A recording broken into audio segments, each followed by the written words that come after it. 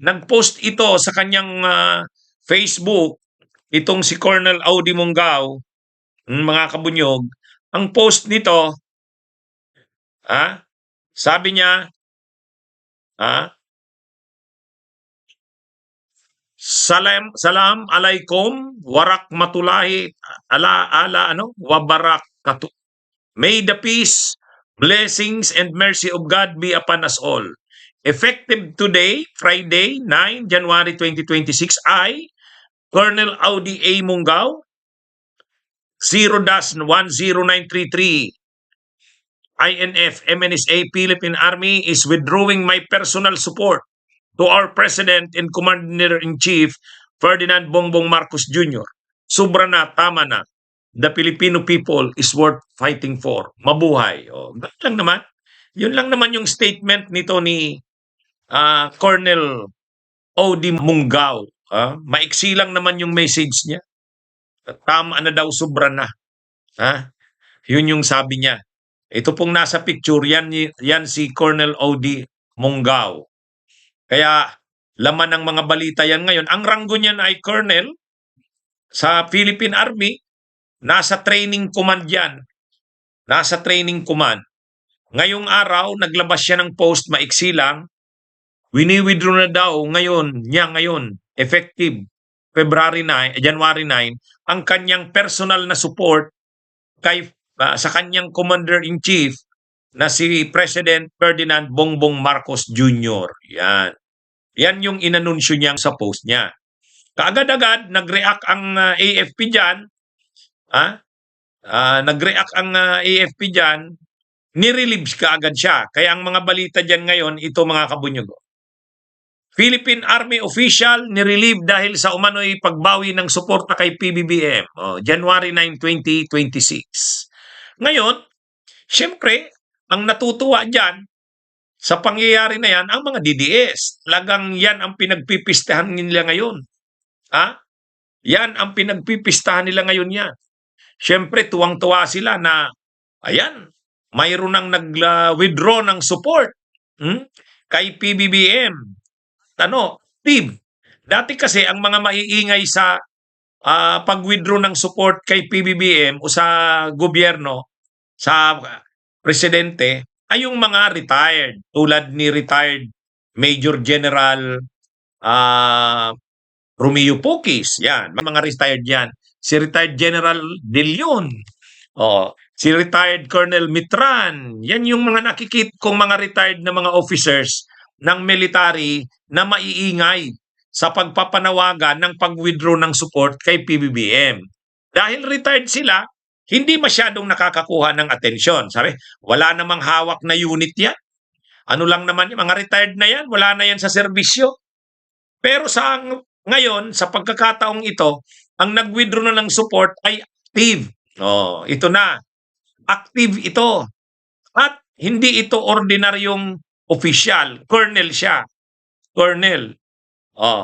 Kaya ngayon mga kabunyog, mga kababayan, pinagpipistahan ito ng mga DDS. Kumbaga, wow, mayroon na. At last, mayroon na. Yung panawagan natin ng withdrawal of military support, ayan na. Kaya yung mga DDS ngayon, lahat ng DDS, nag-iingay na parang mga palaka. Yan yung kanilang paboritong balita ngayon. Mga kabunyog, mga kababayan. Kaya lang, mga kabunyog, bakit daw ito na-withdraw ng support? May kumalat na ganito.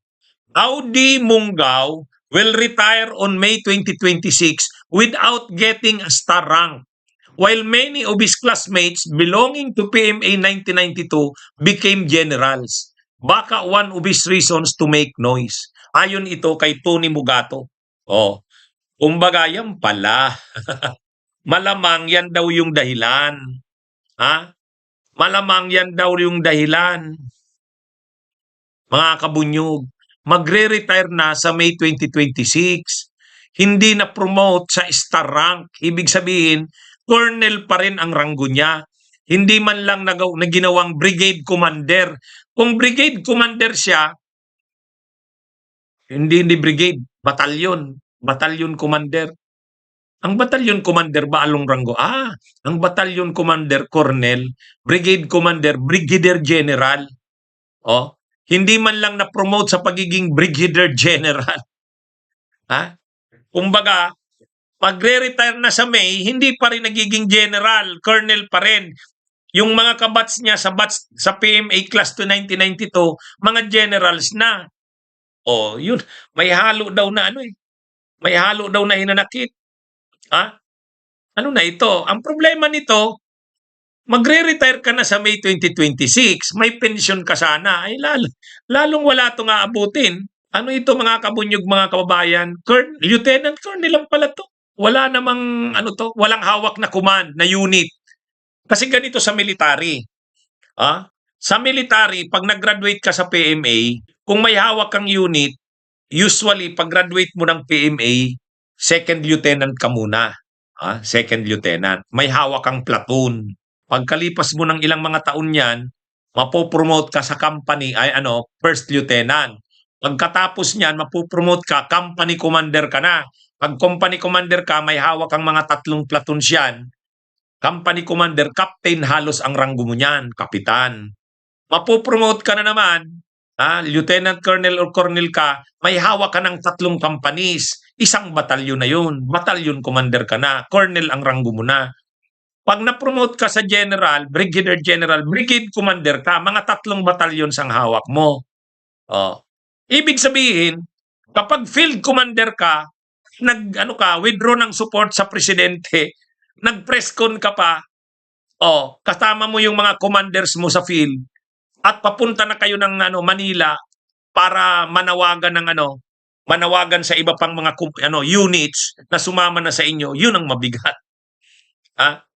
Yun ang mabigat. Ngayon, anong mangyari dito? Ayan, nirelieve na. Pero ayon sa latest ngayon na balita, nakikipag-usap naman daw. Hindi naman yung kanyang commander, hindi naman daw nito, binaliwala. So sabi, nakikipag-usap naman. Pero syempre, relieved na siya. Posible ito, ay maku-court martial ito. Maku-court martial ito, hindi naman ito papalampasin ng military. Kaya lang syempre ngayon, ang mga DDS, ito ngayon? Ito yung kanilang paboritong topic. Kasi para silang sa kanila, napakalaking bagay na ito na mayroong nag-withdraw ng support sa presidente.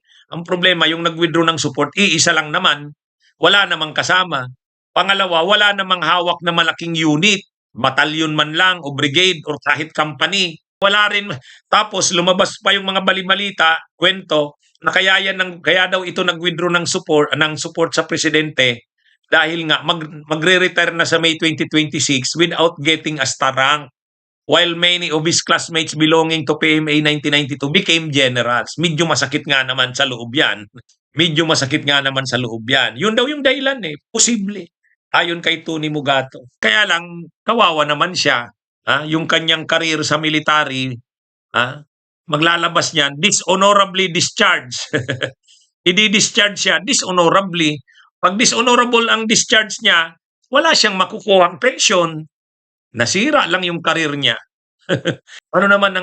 Hero siya sa mga DDS, pero anong mangyayari sa kanya? Wala, nasayang.